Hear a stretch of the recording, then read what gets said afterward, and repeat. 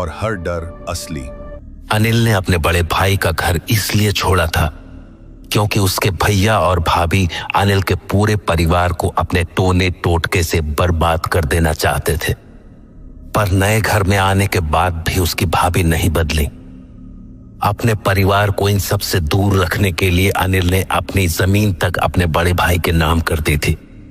पर इस सब का भी कोई फायदा नहीं हुआ क्योंकि असली खेल तो अब शुरू हुआ था। उस शाम जब अनिल सरपंच ताऊ के साथ अपने घर पहुंचा तो उसके घर के चारों कोनों पर कीलें ठुकी हुई थीं। उन कीलों को देखते ही ताऊ जी ने कहा, ये कोई आम टोटका नहीं है बेटा। ऐसे कील तब ठोकी जाती हैं जब किसी के घर को बांधना होता है। बांधना?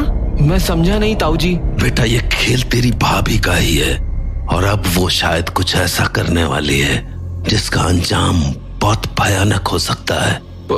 पर ताऊ जी अब मैं क्या करूं?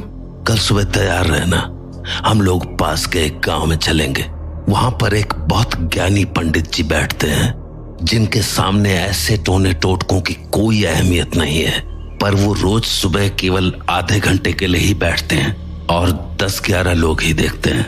अगर कल सुबह तेरी बारी आ गई तो कल ही के कल ये सारी बला छूट जाएगी। ठीक है ताऊ जी।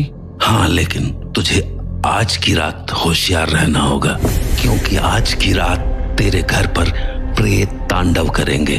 तुझे ऐसी ऐसी चीजें दिखेंगी जो तूने अपने सपने में भी नहीं सोची होंगी। इसलिए आज की रात हिम्मत से काम लेना और बजरंग बली को दिल में रखना, वो तुम्हारी मदद जरूर करेंगे। ताऊ जी से ऐसी बातें सुनने के बाद उस रात अनिल और बबीता दोनों में से किसी को भी नींद नहीं आ रही थी। तभी लगभग 1 बजे के करीब उन्हें अपने घर के बाहर कई सारे लोगों के कदमों की आवाजें सुनाई देने लगी।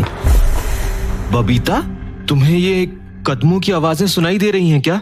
हाँ, पर इतनी रात को इतने सारे लोग हमारे घर क्यों आएंगे? हाँ, वही तो मेरी भी समझ में नहीं आ रहा। बाहर जाकर देखता हूँ। रुको, पहले मुझे खिड़की से देखने दो। तो कविता बिस्तर से उठकर सामने की खिड़की के पास चली गई और बाहर झांकने लगी। क्या हुआ? कौन है?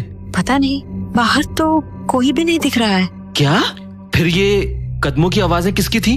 चलो बाहर चलकर देखते हैं। पर जैसे ही उन्होंने अपने घर का दरवाजा खोला था, अरे बाहर तो कोई भी नहीं है। फिर हमें किसकी कदमों की आवाजें सुनाई दे रही थी? पता नहीं, छोड़ो, रहने देते हैं, शायद हमारा वहम होगा।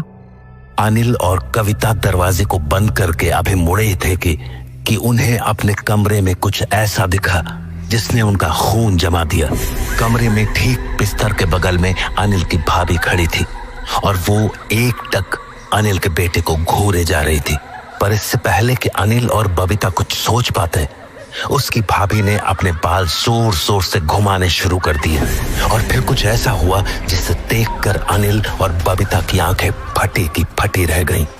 उन्होंने देखा कि जैसे जैसे उनकी भाभी अपने बाल घुमा रही थी, वैसे वैसे उनका बेटा हवा में उठता जा रहा था, मानो कोई शैतानी ताकत उसके शरीर पर हावी हो रही हो। अनिल और बबीता खौफ से ये सब देख ही रहे थे कि तभी घर के बाहर से एक आवाज गूंजी, बोलो पवन पुत्र हनुमान की जय। उस जयकारे के बाद मानो पूरा माहौल ही बदल गया। सब कुछ शांत हो चुका था। न तो अब कमरे के अंदर भाभी दिख रही थी और न ही उनका बेटा हवा में प्रेत की तरह तैर रहा था। पिछले 2 मिनट के अंदर जो कुछ भी हुआ था उसने अनिल और बबीता को डरा कर रख दिया था।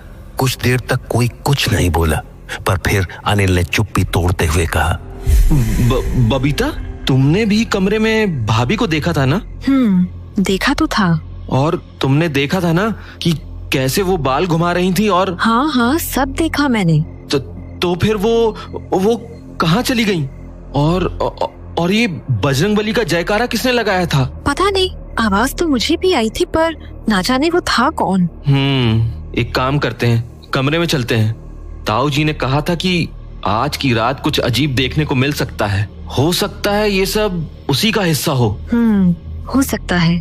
अनिल और बबीता कमरे में पहुंचे ही थे कि उन्हें अपना बेटा बिस्तर पर रोता हुआ दिखा। बेटा क्या हुआ, रो क्यों रहा है? पेट दर्द, बहुत जोर से पेट दर्द हो रहा है मम्मी। पेट दर्द?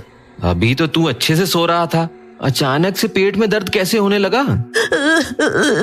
कुछ उल्टा सीधा तो नहीं खा लिया? अरे बेटा कुछ बोल। रहने दीजिए, मैं एक काम करती हूँ, इसे दवाई दे देती हूँ, अलमारी में ही पड़ी है। ठीक है।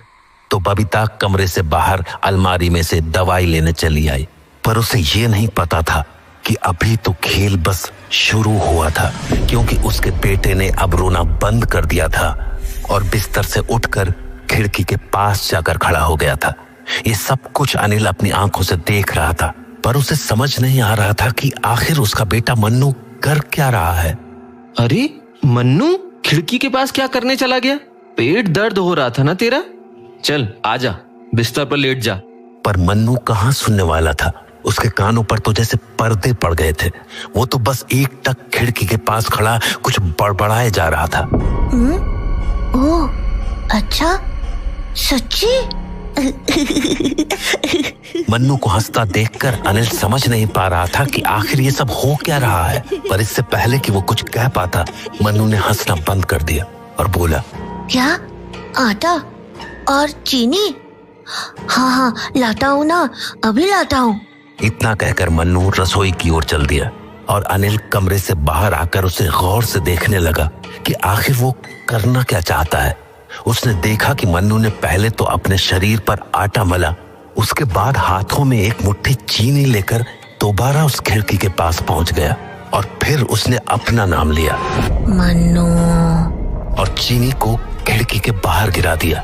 अनिल को अब भी ये समझ नहीं आ रहा था कि उसका बेटा इतनी रात को ये कैसे खेल खेल रहा था। मन्नू क्या कर रहा है ये? कुछ देर तो वो खामोश रहा, पर फिर वो बोला, कविता आई है, उसे मन्नू के नाम की भेंट चाहिए। इतना कहते ही मन्नू जोर जोर से तालियां बजाकर हंसने लगा।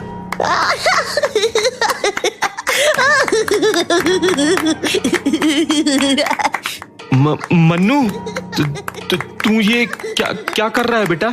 और तू कविता भाभी का नाम क्यों ले रहा है? अनिल मन्नू से सवाल कर ही रहा था कि तभी बबीता वहां पहुंच गई। क्या हुआ? पता नहीं, अभी बिस्तर से उठा, खिड़की पर गया और वहां खड़ा होकर बड़बड़ाने लगा, मानो किसी से बात कर रहा हो। फिर रसोई में जाकर आटा खुद के ऊपर लगा लिया और यहाँ खिड़की के पास एक मुट्ठी चीनी लेकर आया और अपना नाम बोलकर खिड़की के बाहर गिरा दिया। मैंने पूछा तो कहता है कविता भाभी ने मंगाया था, और अब ये पागलों जैसा हंस रहा है। पता नहीं इतनी रात को इसे कैसा मजाक सूझ रहा है। नहीं, ये मजाक नहीं है, मुझे खूब अच्छे से समझ आ रहा है कि ये सब क्या हो रहा है। मतलब? ये सब भाभी का किया धरा है। रुको, मैं अभी जोत जलाती हूँ, ये तुरंत ठीक हो जाएगा। अरे बबीता, पर तुम रुको तो बबीता भागी भागी अपने घर के मंदिर के सामने गई और उसके पट खोल दिए। मंदिर के पट खोलते ही मन्नू गुर्राने सा लगा, पर बबीता जानती थी कि वो क्या कर रही है। उसने जैसे ही हनुमान जी के आगे दिया जलाया, मन्नू की गुर्राहट और हंसी दोनों गायब सी हो गई और वो वहीं खिड़की के पास कोने में बैठकर रोने सा लगा।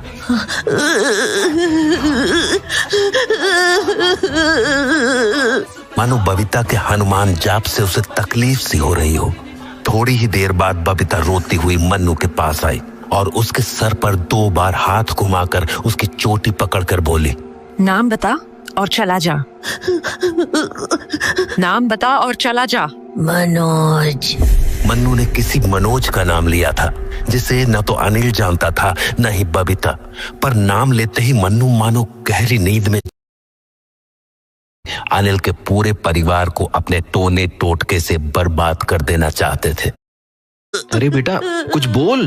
रहने दीजिए, मैं एक काम करती हूँ। उसे देख रहा था, पर उसे समझ नहीं आ रहा था कि कमरे से बाहर अलमारी में से दवाई लेने चली आई, पर उसे ये नहीं पता था कि अभी तो खेल बस शुरू हुआ था, क्योंकि उसके बेटे ने अब रोना बंद कर दिया था और बिस्तर से उठकर खिड़की के पास जाकर खड़ा हो गया था। ये सब कुछ अनिल अपनी आंखों से देख रहा था, पर उसे समझ नहीं आ रहा था कि आखिर उसका बेटा मन्नू कर क्या रहा है। अरे मन्नू खिड़की के पास क्या करने चला गया? पेट दर्द हो रहा था ना तेरा? चल आजा, बिस्तर पर लेट जा। पर मन्नू कहाँ सुनने वाला था। उसके कानों पर तो जैसे पर्दे पड़ गए थे। वो तो बस एकटक खिड़की के पास खड़ा कुछ बड़बड़ाए जा रहा था। ओह, अच्छा, सच्ची? मन्नू को हंसता देखकर अनिल समझ नहीं पा रहा था कि आखिर ये सब हो क्या रहा है। पर इससे पहले कि वो कुछ कह पाता, मन्नू ने हंसना बंद कर दिया और बोला, क्या? आटा और चीनी? हाँ, लाता हूँ ना, अभी लाता हूँ। इतना कहकर मन्नू रसोई की ओर चल दिया और अनिल कमरे से बाहर आकर उसे गौर से देखने लगा कि आखिर वो करना क्या चाहता है। उसने देखा कि मन्नू ने पहले तो अपने शरीर पर आटा मला, उसके बाद हाथों में एक मुट्ठी चीनी लेकर दोबारा उस खिड़की के पास पहुंच गया और फिर उसने अपना नाम लिया, मन्नू, और चीनी को खिड़की के बाहर गिरा दिया। अनिल को अब भी ये समझ नहीं आ रहा था कि उसका बेटा इतनी रात को ये कैसे खेल खेल रहा था। मन्नू क्या कर रहा है ये? कुछ देर तो वो खामोश रहा, पर फिर वो बोला, कविता आई है, उसे मन्नू के नाम की भेंट चाहिए। इतना कहते ही मन्नू जोर जोर से तालियां बजाकर हंसने लगा।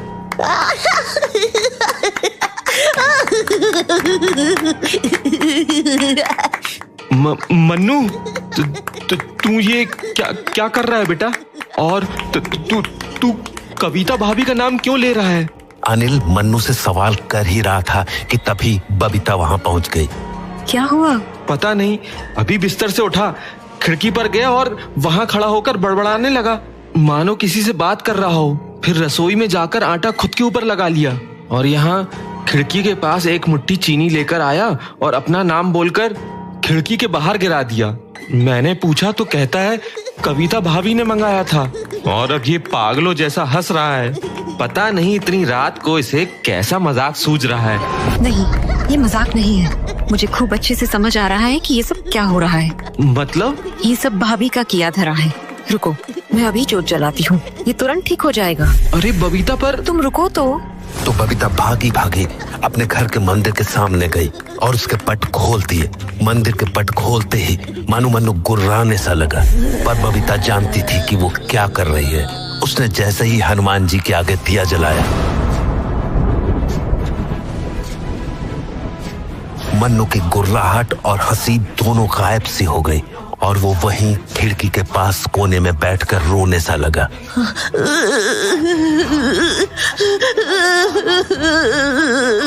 मानो बबीता के हनुमान जाप से उसे तकलीफ सी हो रही हो। थोड़ी ही देर बाद बबीता रोती हुई मन्नू के पास आई और उसके सर पर 2 बार हाथ घुमाकर उसकी चोटी पकड़कर बोली, नाम बता और चला जा। नाम बता और चला जा। मनोज। मन्नू ने किसी मनोज का नाम लिया था जिसे न तो अनिल जानता था न ही बबीता, पर नाम लेते ही मन्नू मानो गहरी नींद में चला गया। जब बबीता ने उसे बिस्तर पर लिटाया तो अनिल से पूछा, ये क्या हुआ? मुझे कुछ समझ नहीं आया। और तुमने किया क्या? और ये मनोज कौन है? और मन्नू ये ठीक तो है? चिंता मत करो, मन्नू ठीक है। मैंने वही किया जितना मुझे आता था, और मनोज कोई और नहीं बल्कि वही प्रेत है जिसे भाभी ने हम पर छोड़ा हुआ है। पर वो अचानक से कैसे चला गया? बजरंग बली की जोत के सामने इन प्रेतों की कोई औकात नहीं है। पर हाँ, तुम्हें कल हर हाल में दूसरे गांव जाना ही होगा, वरना ना जाने भाभी हमारे परिवार पर और क्या क्या छोड़ेंगी। आज तो मैंने संभाल लिया, पर ऐसी शक्तियों का कोई भरोसा नहीं है। तुम चिंता मत करो, सुबह होते ही मैं ताऊ जी के साथ दूसरे गांव निकल जाऊंगा। इस बला से मुझे भी पूरी तरह से छुटकारा पाना है। वो रात किसी तरह बीत गई, पर सुबह होते ही अनिल ताऊ जी के साथ बस से दूसरे गांव के लिए निकल गया। अनिल ने ताऊ जी को पिछली रात की सारी बातें बताई तो ताऊ जी ने कहा, शुक्र मना कि बजरंग बली का हाथ तुझ पर और तेरे परिवार पर था, वरना न जाने क्या हो जाता। ताऊ जी, मैं थक चुका हूँ इन सब से। घर छोड़ दिया, जमीन दे दी, अब भी ये लोग हमें चैन से नहीं जीने दे रहे। मैं अपने परिवार को ऐसे नहीं देख सकता। मैं तुम्हारी बात अच्छे से समझ रहा हूँ बेटा, पर चिंता मत करो, बजरंग बली सब ठीक करेंगे। ताऊ जी की बातों से अनिल को हौसला तो मिला, पर कहते हैं ना, जब प्रेत पीछे लगे हों तो काम नहीं बनते। न जाने कैसे पर उस रोज बस को दूसरे गांव पहुंचने में आधे घंटे की देर हो गई, और जब अनिल और ताऊ जी पंडित जी के आश्रम पहुंचे तो दरवाजे पर खड़े छोटे पंडित जी ने कहा, पंडित जी का आज का समय समाप्त हो चुका है, बेहतर होगा कि अब आप कल आएं। अरे पंडित जी, पर हमारी बस खराब हो गई थी, इसलिए हमें देर हो गई। मेरा पंडित जी से मिलना बहुत जरूरी है, नहीं तो अनर्थ हो जाएगा।